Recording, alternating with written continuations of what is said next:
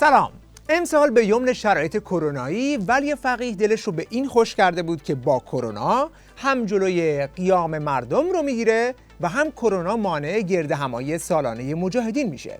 اما وقایع هفته گذشته چرت ولی فقیه رو بدجوری پروند و رویاهاش رو اساسی برباد داد. ابتدا پنجشنبه 26 تیر در بهبهان بود که شعارهای ترسناکی در تجمع مردم سر داده شد.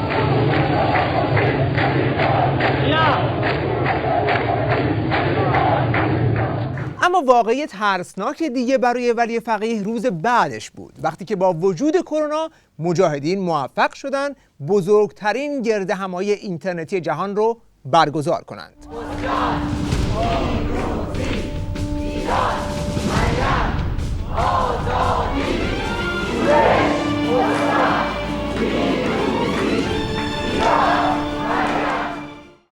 We got the message out yesterday with the largest virtual Zoom conference ever. I think we're in the Guinness Book of Records. We reached millions of people. این گرد همایی عظماسوز بازتاب‌های مختلفی در رسانه‌های معتبر جهان داشت، از خبرگزاری فرانسه، رویترز، نیویورک تایمز و سایت‌های مختلف تا بعضی رسانه‌های دیگه که بخش‌هایی از اون رو به طور زنده یا بعداً به صورت گزارش پخش کردند، از جمله واشنگتن تایمز، اورینت نیوز، العربیه، تاپ چنل آلبانی و ایران اینترنشنال. البته این یکی آخری یعنی ایران اینترنشنال گرد همایی رو همراه با افاضات دوتا از دشمنان مجاهدین پخش کرد که خودشون در صحبتاشون خمینی و باندهای داخلی نظام رو به مجاهدین ترجیح میدادند. یعنی خانم رجوی و مجاهدین خلق هیچ کسی رو به غیر از خودشون و به غیر از مردم نمیبینن. مردمی که احتمالاً باید تمکین کنن به سازمان مجاهدین و رهبری خانم رجوی و بدون اعتنا به تمام بخش‌های نیروهای مخالف جمهوری اسلامی ایران. این بسیار خطرناک این دیدگاه. حتی خمینی هم وقتی در پاریس بود اینطوری نمیاندیشید. خمینی حتی کمونیست‌ها هم جلب میکرد. خمینی با همه جریانات سیاسی کنار اومد، اونها رو حمایتشون رو جلب کرد تا تونست به عنوان رهبر انقلاب اسلامی در بیاد. این آقا که الگوش خمینیه داره میگه چرا مثل دزد بزرگ قرن یعنی خمینی عمل نمی کنید که اولش گفت همه با هم ولی در عمل دیدیم که همه با من بود، چون 2-3 سال نگذشته به هیچ کدوم از اون همه رحم نکرد و همه رو از دم تیغ گذروند. حتی قطبزاده که توی هواپیما کنارش نشسته بود هم تیربارون کرد. اون یکی هم دلش بند باندهای درونی نظامه و اونا رو به مجاهدین ترجیح میده. خود رفتار سازمان با هوادارانش رو به گواه فیلمایی که توی اشرف از توی یوتیوب نگاه کنن، آقای رجوی چطوری با هوادارا در مورد اعتقاداتشون و فکرشون صحبت میکنه و کسانی که خارج شدن آیا اینا رو نمونه یک رفتار دموکراتیک در آینده میخواد محقق باشه؟ الان اختلافاتی که تو جمهوری اسلامی هست، تو بلوک قدرت هست، خیلی آزادمنش، یعنی خیلی آزادتر با هم بحث میکنن. تو مجاهدین خلق شما هیچ تصویری از اینی که چطوری این اختلافات بروز پیدا میکنه در آینده ایران شما نمیبینید. بله، اختلافات باندهای نظام اونقدر آزادانه بیان میشه که فقط بعضا پیش میاد که غلامرضا منصوری یا سعید امامی خودکشی میشن، سعید حجاریان تیری میخوره توی گلوش، بقیه هم که کارشون به زندان کشیده میشه، از اطرافیان احمدی نژاد بگیر تا دو خردادی‌های سابق یا حتی همین حسن عباسی. این هم آزادی مورد نظر این آقا توی بلوک قدرته. حالا این دوتا اومدن مثلا روی رپورتاژ مستقیم از گرد همایی مجاهدین اظهار نظر کارشناس مدارانه بکنن. سازمان مجاهدین خودش رو محور و آلترناتیو مطلق میدونه، یعنی بدون این هیچ گونه رأیگیری و آماری که صورت گرفته باشه از سوی مردم، نماینده مردم خودش رو میدونه. فاز و نور قاطی کردی؟ رأیگیری؟ تو نظام ولی فقیه با شورای نگهبان و بسیج و سپاه کی میتونه رأیگیری کنه؟ آخرین باری که هنوز تتمه آزادی توی جامعه باقی مونده بود که میشد یک رأیگیری گذاشت سال 59 بود که اون زمان زیر گلوله و گاز اشک‌آور مجاهدین اینطوری میتینگ میذاشتن. البته یقین داریم که به حکم خدا، بنا به همه سنن تکامل، به حکم تاریخ، سرانجام در پس همه فراز و نشیب‌ها این خلق‌های در زنجیر جهان و من جمله خلق قهرمان ایران که بر تمام دشمنان درونی و بیرونیش پیروز خواهد شد. صبح پیروزی نهایی چه وجدانگیز و شیرینه، و لیل اذا عسعس و صبح اذا تنفس.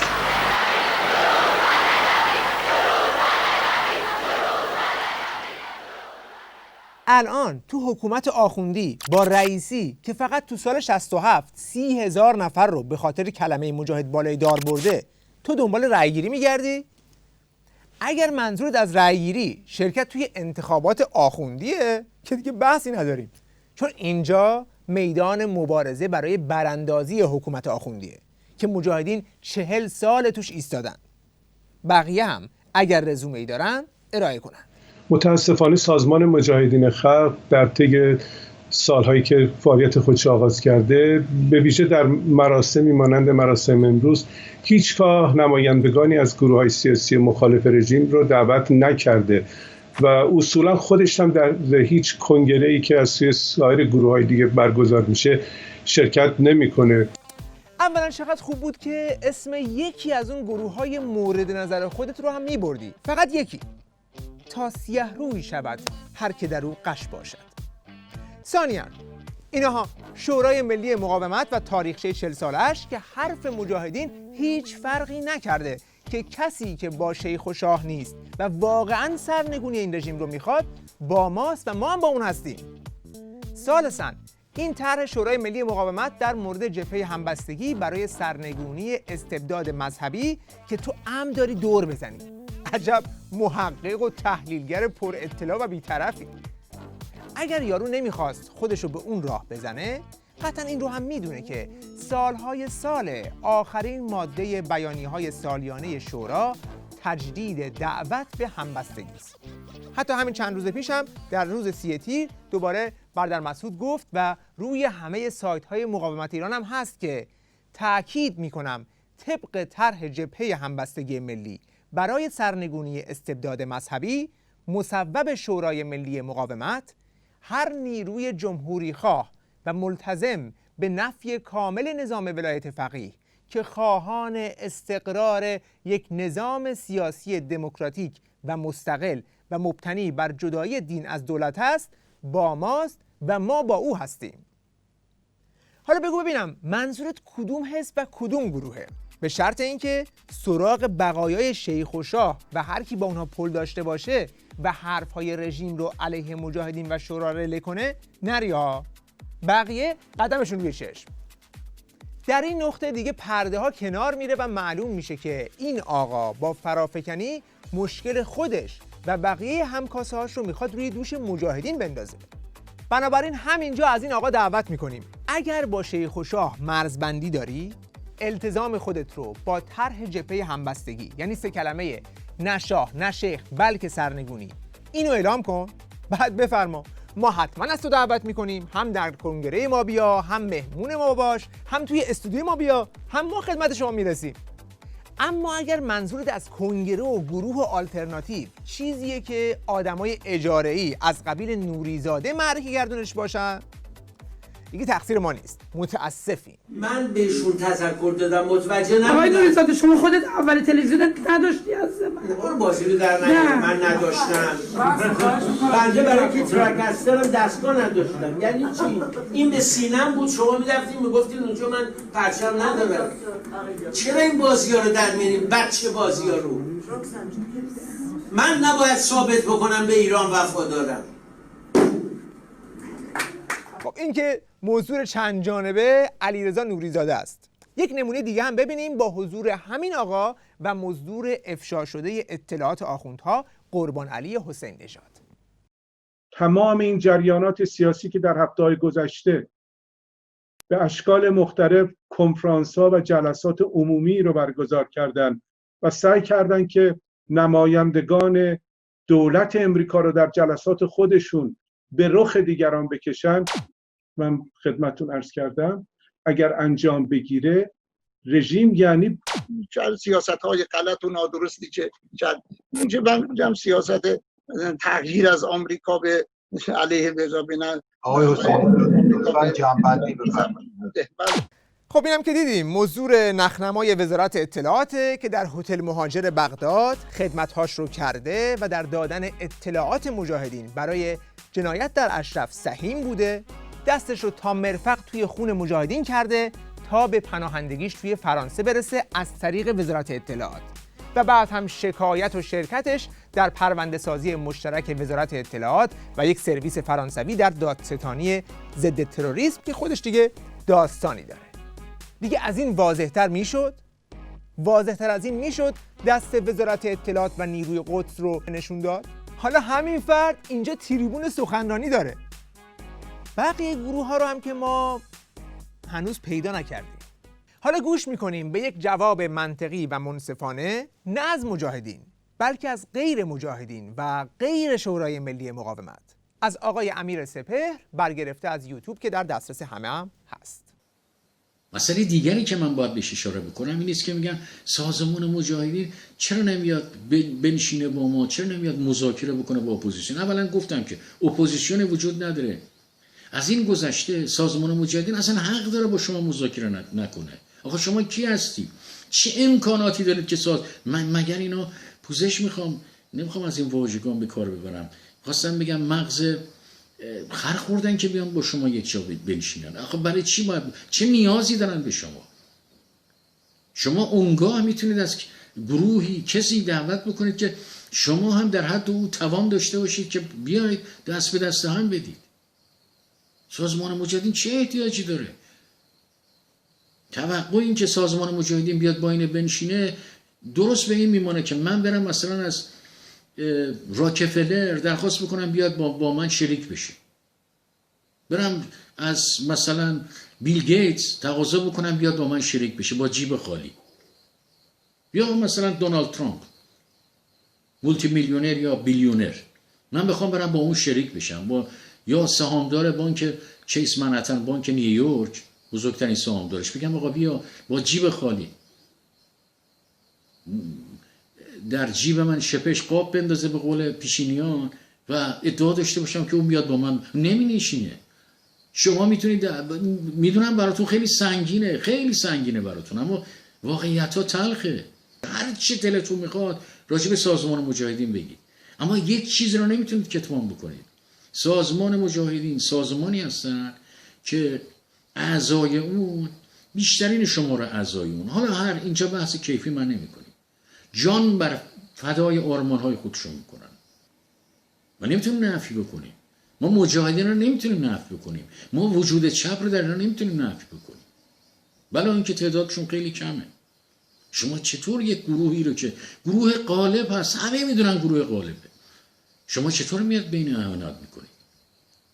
وقتی شما این نیرو رو تخریب میکنید، خواسته و ناخواسته در خدمت نظام جمهوری اسلامی هستید.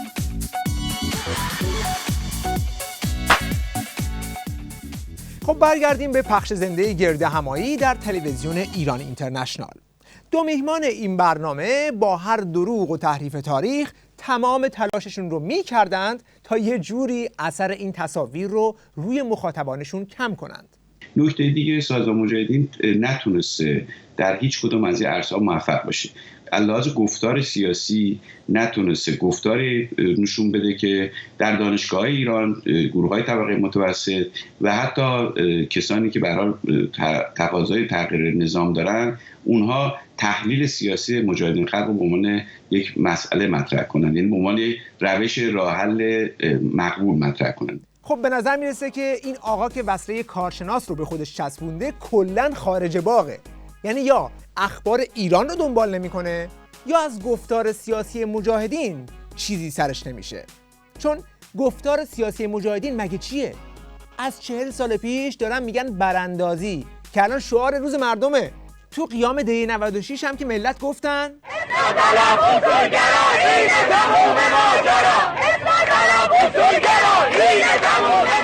یعنی از دانشگاه تا کف خیابون دم و دستگاه اصلاحات پوشالیتون رو جمع کردن. اینم مجاهدین از فردای روی کار اومدن خاتمی گفته بودن که این نظام اصلاح شدنی نیست. پس اینم دومیش. بعد تو قیام آبان ملت چیکار کردن؟ پایگاه انتظامی و حوزه رو آتیش زدن. یعنی چی؟ آتش جواب آتش. که این رو هم مجاهدین از 2 سال پیشش گفته بودن. اینم سومیش. میریم جلو. دی 98 شعار چی دادن؟ گوش کن وارد نیستی، گوش کن. مرد بر ستمگار چه شاه باشه چه رهبر، مرد بر ستمگار چه شاه باشه چه رهبر. اینم ترجمان همون گفتار سیاسی مجاهدینه که میگن نه شاه نه شیخ. از کی؟ از 40 سال پیش.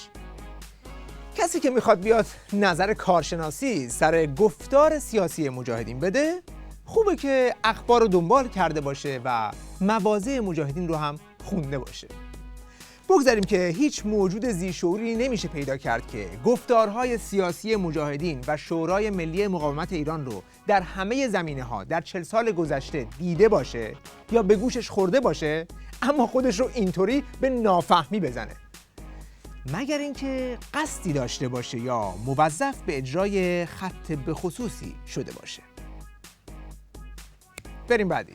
یک ادعای دیگری کردن خانم رجوی که این ادعا در گذشته هم شده که حکومت آینده ایران جدا از مذهبه. من فکر میکنم که همین پوشش، نوع پوششی که خانم رجوی داره و سایر بانوانی که عضو سازمان مجاهدینن نشون میده که تا چه حد اینها اعتقاد دارن به جدایی مذهب از حکومت. خب اینم که شده یک ورژن رضاخانی در ماجرای کشف حجاب اجباری و در واقع عکس برگردون همین رژیم آخوندی و جمهوری به اصطلاح اسلامی.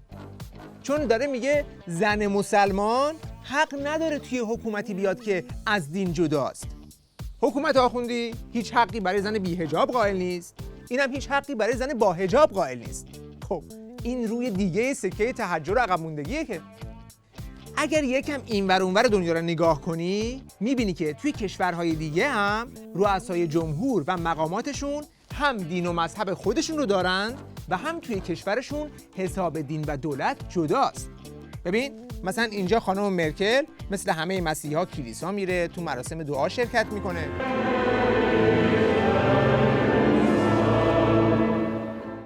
اگر نمیدونی این چیزا رو برو یکم مطالعه کن. در ضمن اسم حزب ایشون هم دموکرات مسیحیه. اگر نمیدونی برو اینم مطالعه کن که آقای بوندویک نخست وزیر قبلی نروژ هم کسیه که کشیش بوده. حالا یه سوال، این فرد که موهاش هم سفیده و به نظر میرسه بهتر از ما و بیشتر از ما دیده و میدونه که هیچ کس بیشتر از مجاهدین جلوی خمینی و دار و دستش برای دفاع از حقوق زنان و بر ضد حجاب اجباری نایستاده و قیمت نداده. پس چرا جدایی دین و دولت رو مشروط میکنه به اینکه خانم رجوی و بانوان مجاهدین نباید روسری داشته باشند؟ این کجاش با حقوق بشر میخونه؟ پس تکلیف 2 میلیارد مسلمان دنیا که نصفشون هم زن هستن چی میشه؟ آیا باید به قول اون یکی مهمون اینترنشنال که قیافه و ریشش به داعشیا میخورد اونا رو ریخت تو کورهای آدمسوزی؟ دست شما گشاپو درد نکنه.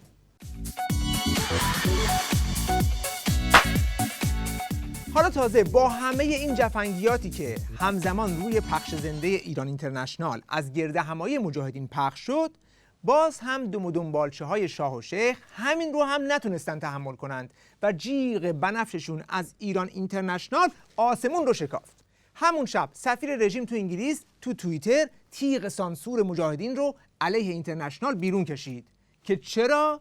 چون تابوی رژیم که کسی خارج از مجاهدین به مجاهدین انعکاس بده شکسته شده. بعد هم یه مشت مار و مورهای توییتری افتادن به هشتگ زدن و فشار به اینترنشنال که آی چرا از مجاهدین پخش کردی؟ کاش یه سر سوزن از این طور غیرتی شدن رو در مقابل رژیم و مزدوراش هم می‌داشتن. ولی آخه کارت که دسته خودشو نمیتونه ببره. مثلا میگفتن مجاهدین از سعودی پول گرفتن و دادن به اینترنشنال که برنامه اونا رو پخش کنه. به این میگن دروغ مضاعف، چون نه مجاهدین از سعودی پول گرفتن و نه از اینترنشنال برای پخش برنامهشون درخواستی کردن. خلاصه اینترنشنال مجبور شد روز بعد دوباره سر همین موضوع یه برنامه بذاره که یک کم موضوع باز بشه. یکی از کسایی که توی این برنامه شرکت کرده بود و شدیداً هم دچار ترس و اضطراب بود، از دیدن این گردهمایی سرگیجه گرفته بود.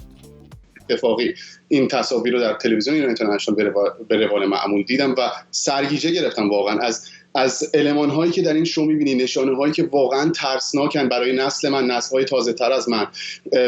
ورژن دیگه ای از جمهوری اسلامی با یه تونالیته متفاوت، اما همون تحجر، همون واپسگرایی و همون تهدید بزرگی که ملت ازش فراری بکنن. مراسمشون رو نشون میدن، گرد هماییاشون آدم‌های متحد و شکل، آدم‌های ترسناک، صحنه آرایی خطرناک. با همه اینا موافقم به نفع سلامت روانی جامعه و به نظرم باید حراست کرد. ببینید نکته دقیقاً همینه. یک فرقه تروریستی رو پوشش دادن، من مخالفت اصولی باهاش دارم و برام اهمیتی نداره که مجاهدین خلق هست یا داعش یا جائش یا هر گروه دیگه‌ای.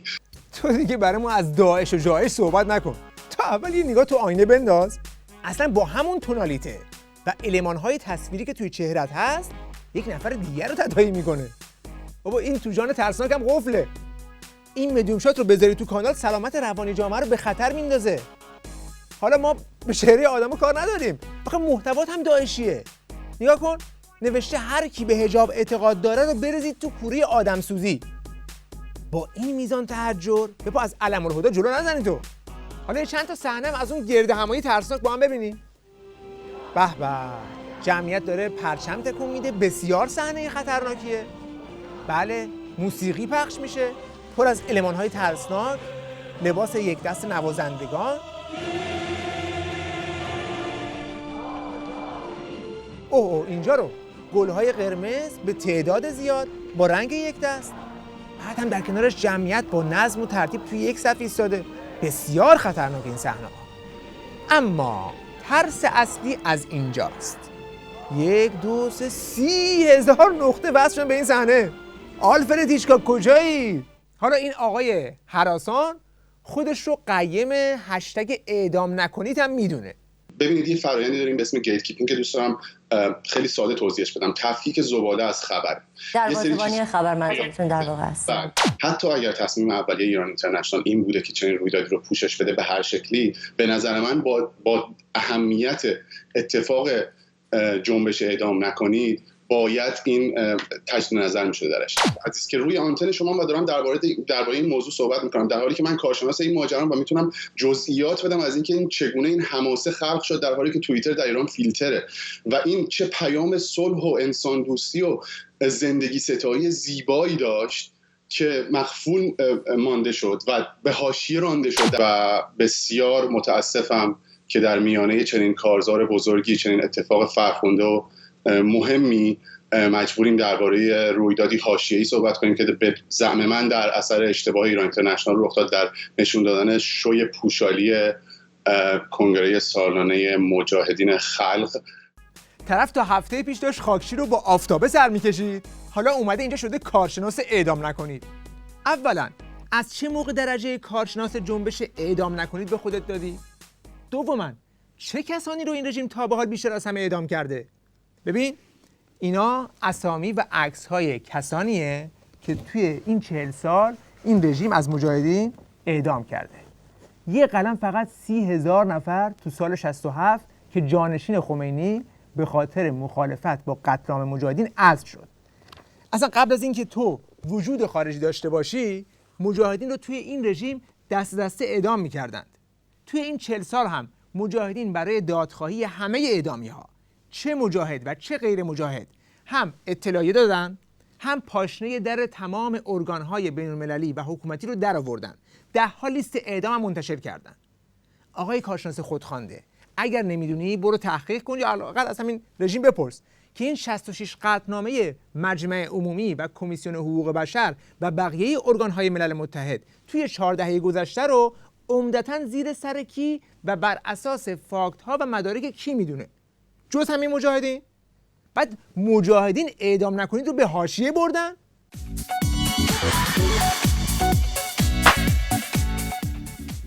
اما سوال اصلی این برنامه این بود که بالاخره گرد همایی مجاهدین رو اینترنشنال چطور باید پوشش میداد؟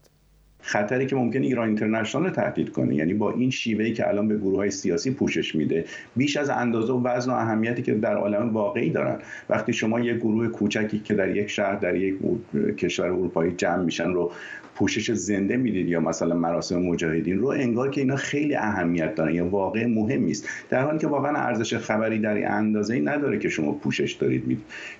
بله، این که توی کشور کوچیک اروپایی یه چند هزار ایرانی جمع شدن بعد تو این شرایط کرونایی برای اولین بار در تاریخ 30,000 نقطه رو به هم وصل کردن از 100 کشور مختلف جهان و نزدیک 1000 شخصیت تو این داستان از وزیر و وکیل و سناتور و نماینده کنگره و پارلمانتر سابق و لاحق تو شرکت دارن و دارن درباره براندازی حکومت آخوندی صحبت میکنن، اصلاً واقعی مهمی نیست. ارزش خبری نداره و باید به اینترنشنال به این خاطر اعتراض کرد. اما وقتی همین رسانه پخش زنده سخنرانی رئیس جمهور آخوندها رو به طور کامل پوشش میده، کسی اعتراضش نمیاد. اعمال کردن چگونه میتوان باور کرد؟ یا مثلا وقایعی مثل زیارت قبور یا مراسم سالانه بقایای شاه باید پخش زنده بشه با گزارشگر در صحنه و کسی هم نباید اعتراض کنه. برمیگردیم به قاهره، جایی که 39مین سالگرد یادبود محمد رضا شاه پهلوی، آخرین پادشاه ایران، در حال برگزاری. قرار فرح پهلوی، همسر آخرین پادشاه ایران، در آرامگاه محمد رضا پهلوی صحبت بکنه. همکارم فریبا صحرایی در حال حاضر در قاهره هستش. میریم زندگی را بدرود. تصاویری میبینیم از این مراسم که در حال حاضر در حال برگزاری است. ادب و فرهنگ ایرانی رو پاس می داشتن. این با شمشیر نبود، این با صلح و صفا بود. برای همین هم در سخن کوتاه می کنم. دوران پهلوی ببخشید صدا قطع شد مثل اینکه دوران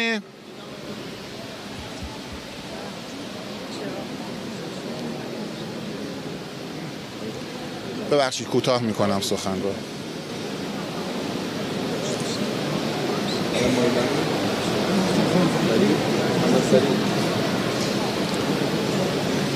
تقصیر من نیست.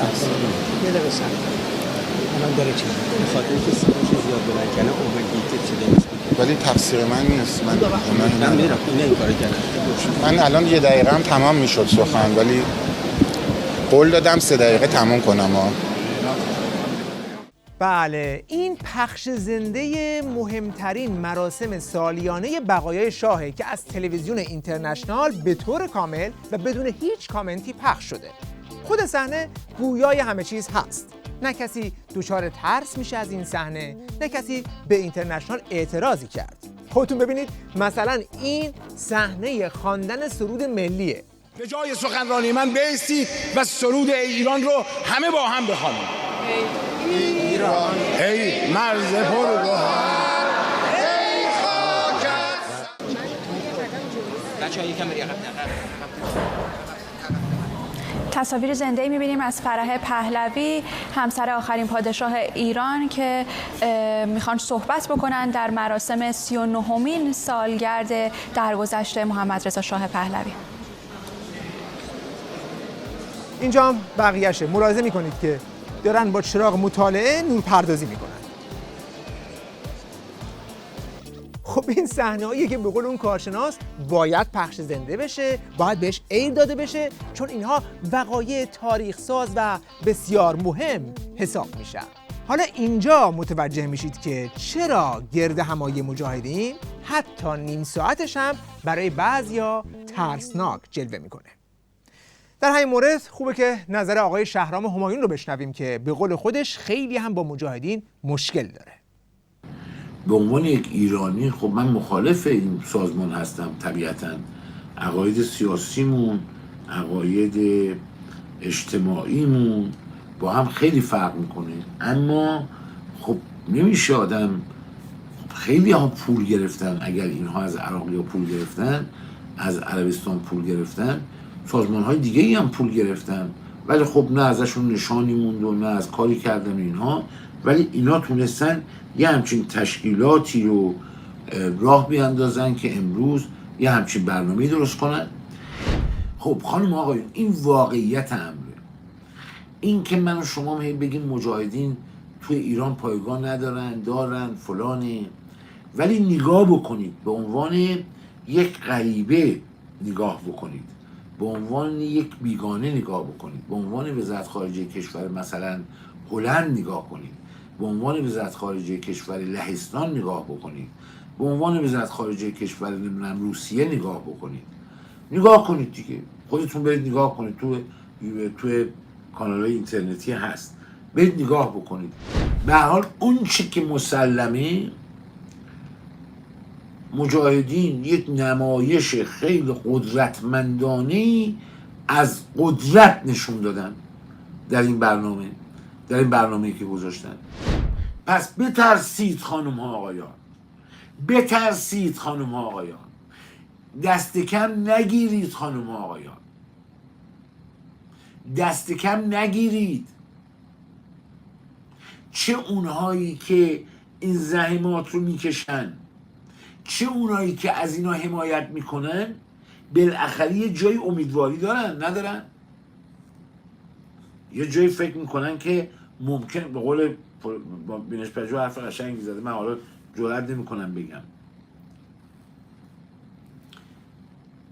اونایی که این کارا رو میکنن، شما برید ببین کاری بود کارستون، خداییش برید نگاه بکنید. من میگم 5 میلیون، ولی باور کنید عقلم به 5 میلیون بیشتر نمیرسه، شاید 15 میلیون هم بیشتر باشه، شاید 20 میلیون هم بیشتر باشه. خرجی کرده بودن، تو کشورهای مختلف کمپین گذاشته بودن، ارتباط مستقیم با همه جای دنیا، 300 نقطه دنیا، بعد 150 تا اسم شخصیت‌های حالا مهم و غیر مهم، و بعد همه اینا رو برنامه نویسی کردن، پشت هم کردن، برگزار کردن، منظم. آقا ما اگه برنامه بزنیم، ما نمیتونیم آدم‌ها رو پشت اون میزا بشونیم. فوری بالا میشه توالتش میگیره، اون میگه ببخشید من عطرم پیش اون منیجه خانم اون میز عقبیه جا مونده، برم عطرمو بگیرم. اگه ماها مثلا بخوایم یه همچین سمیناری درست بکنیم، خانم‌ها رو بشونیم پشت این میزا، بگیم آقا پشت اینجا بشین تکون نخور، این پرچمه رو بگی تکون بده. میرم اون ور برمیگردم میرم سر جاش نیست. کجاست؟ سر اون میزه.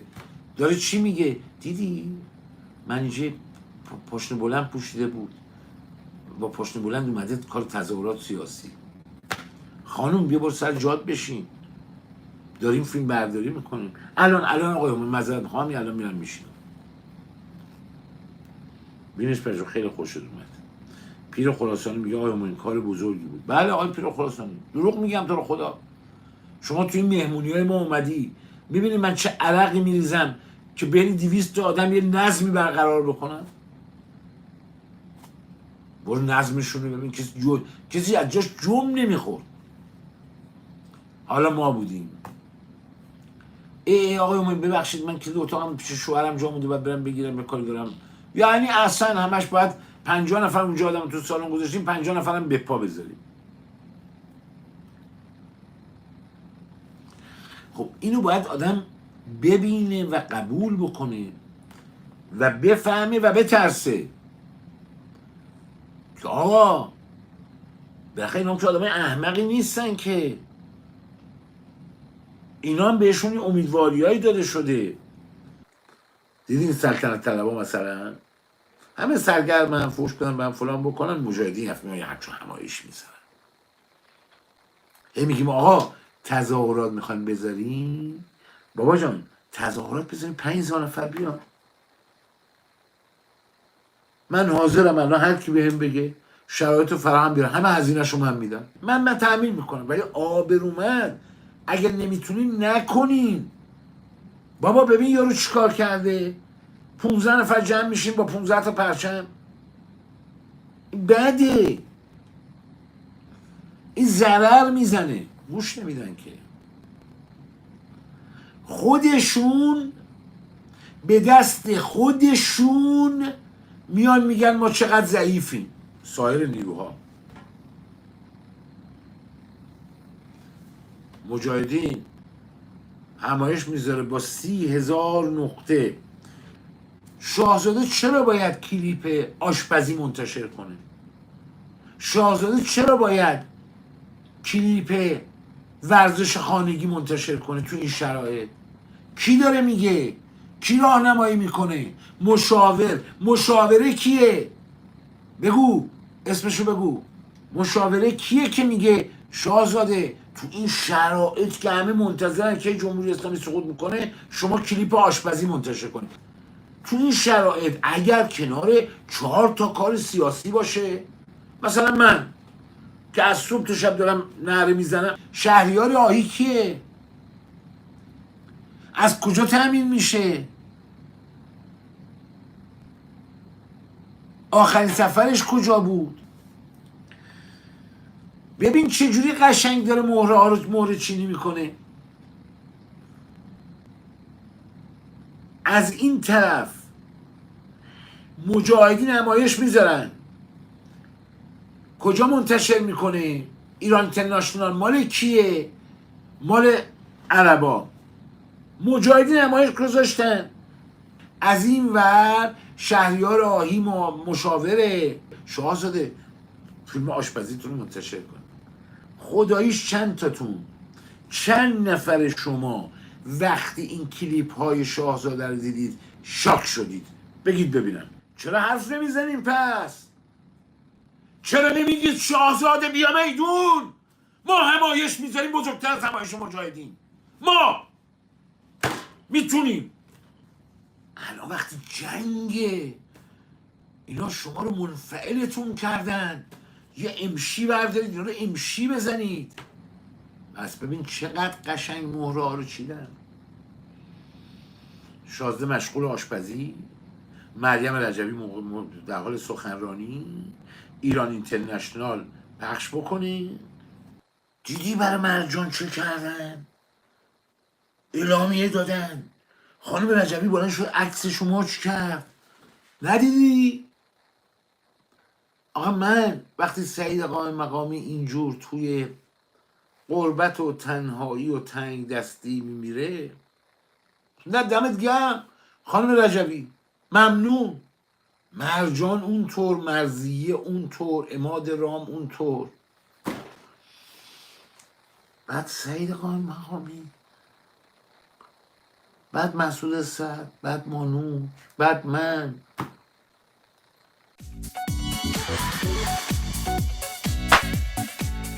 برمیگردیم به آقای سرگیجه گرفته و هراسان. این آقای اوتوپیا که خودش رو در همه زمینه‌ها کارشناس میدونه، به خودش اجازه میده که پاش رو تو کفش فرقه شناسی هم بکنه.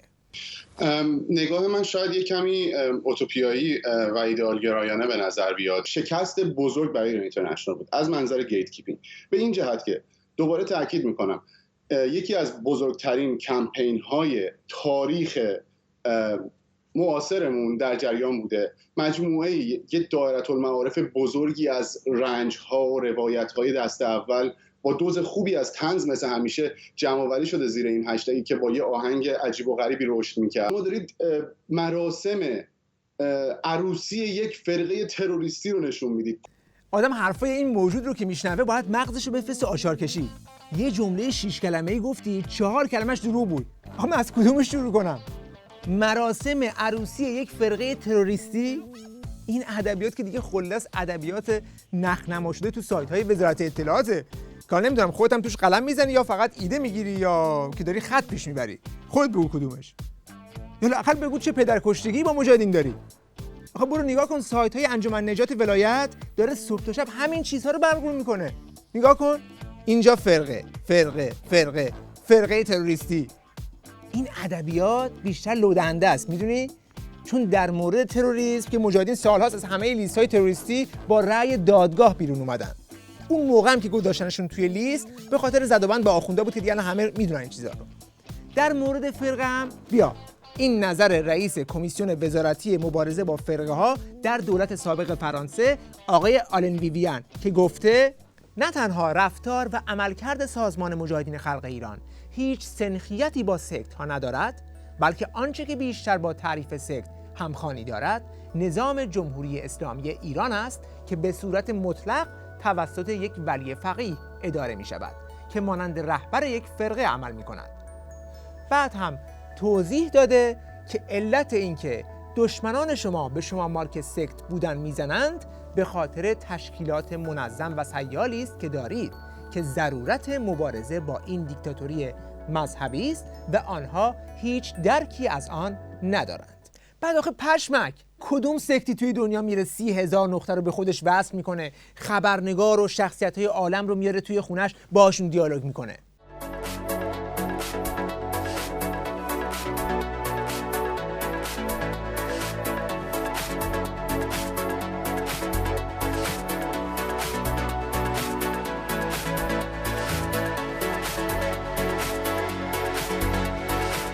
حالا این حضرت داعش مسلک که خودش رو نماینده خودخوانده یک جماعتی هم میدونه، هر کار که میکنه نمیتونه غیظش رو از برگزاری این گردهمایی بپوشونه.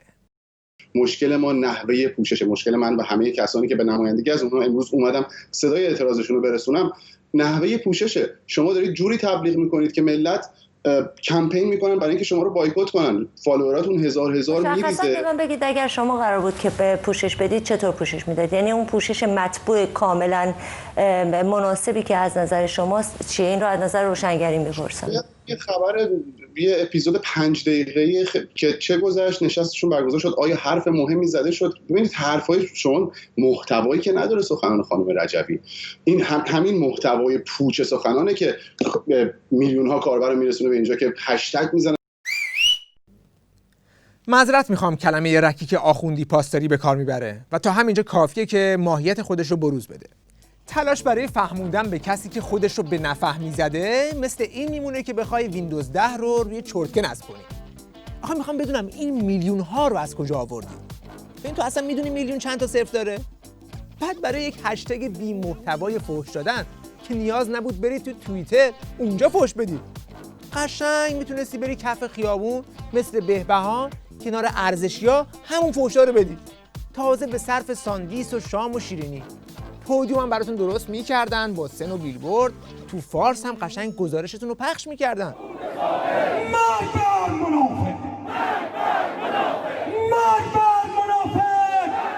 چون کسی که فحش رکیک میده یعنی داره وضعیت روانی خودش رو بروز میده. بله گویا الان اطلاع میدن که یک کارشناس رسانه ظاهرا به برنامه وصل شده و نکاتی داره که اصرار داره حتما توی این برنامه بیان بشه. بله صدای شما رو میشنویم، بفرمایید. قبل از هر صحبتی من یک گیت کیپینگ مودریتوری دارم و اونم این که کلا این برنامه شما به یه موضوع حاشیه‌ای پرداخته و شما سلامت روانی کانستیتوشن سوسایتی رو به خطر انداختید. من واقعا از دیدن این صحنه‌ها به خودم ترسیدم. بدجورم به خودم ترسیدم. جامعه ایران داره نفس میکشه. تحریم هست، دلار 26000 تومانی هست، زندان هست، شلاق هست، اعدام هست. همه اینها المان‌های شفافی هست که وجود داره. بعد شما یهو تو این فضا تصاویر خطرناکی رو نشون میدید. آخه یه سری آدم لباس پوشیدن، همشون دماغ دارن، چش دارن، اصلا یه دونهشون ریش نداره. بعد حرفایی میزنن که ایران آزاد، مرگ بر اصل ولایت فقیه. گیت کیپینگتون چی شد شما؟ تونالیته منفی دارین صادر میکنین. کلیک راست کردین، پروپرتیز گرفتین. این صحنه‌ها چه بر سر امنیت روانی مقام معظم قدس سره شریف آها، پس شما نگران امنیت روانی مقام عظما هستید. خب این نظر شماست، دموکراسی دیگه، هر کی بیاد حرفشو بزنه. نه خیر، این فقط مانیفست اوتوپیایی بنده نیست. مادریتور مقام عظما رو شما ازاش نشوندین. کل توییتر، کل اینستاگرام، کل فتوشاپ، کل برنامه ورد، اکسل، کوچیک اکسل، بزرگ اکسل، همه موتورهای جستجوگر همشون سرگیجه گرفتن. الان تمام جهان آزاد از جمله مقام عظما، آقای رئیسی، استاد خود بنده حاج آقا سعید طوسی، قاضی مرتضوی، اعلیحضرت همایونی، همشون تونالیتهشون در اومده. چرا میگم حاشیه است؟ یه فرقه کوچیک اومده از 100 کشور جهان 30,000 نقطه رو به هم وصل کرده. بعد شخصیت‌های بین‌المللی رو دارن. اصلا اینا ولش کن، اینا به کنار. شما این تونالیته منو جوابش کی میخواد بده؟ بابا جون، این همه تصاویر روحانی و خامنه‌ای پخش میکنن، شما اعتراضی نمیکنید. چی شد یه دفعه پاچه مجاهدین رو گرفتین؟ خب نه، خب اونا فرمتشون فرق میکنه. زندگی ستایی که تو وجنات مقام عظما موج میزنه کجا تو این تصاویر وحشتناکی شما نشون دادید هست؟ گذشته از همه اینا. جایزیه دخترمو اینا تو گردهماییشون رو آتیش زدن. آقا این درسته؟ باید به شد مجازات، اشد مجازات برسن. البته من خودم قبلا هم مانیفست های اوتوپیایی گیت کیپینگ هم رو در رابطه با اینا اعلام کردم.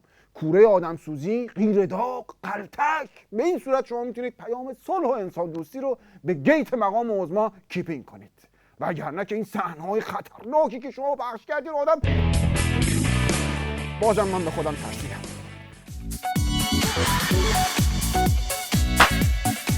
بله، برمیگردیم به این سوال که اینا از چه چیز این گردهمایی ترسیدن. انگار که به قول نیما یوشیج آب ریخته باشن در خوابگاه مورچگان. واقعا چرا اینا به قول خودشون سرگیجه گرفتن؟ مگه مجاهدین چه هیزم تری به اینا فروختند؟ آخه اونی که باید بترسه رژیمه و حق هم داره، شما چرا؟ واقعیت اینه اون چیزی که همه اینها رو به وحشت و این واکنش‌های هیستریک انداخته قدرت براندازی مقاومت ایرانه که در این گردهمایی به نمایش گذاشته شد و بیشتر از همه هم خود ولی فقیه این رو میدونه. وقت بخیر و خدا نگهدار.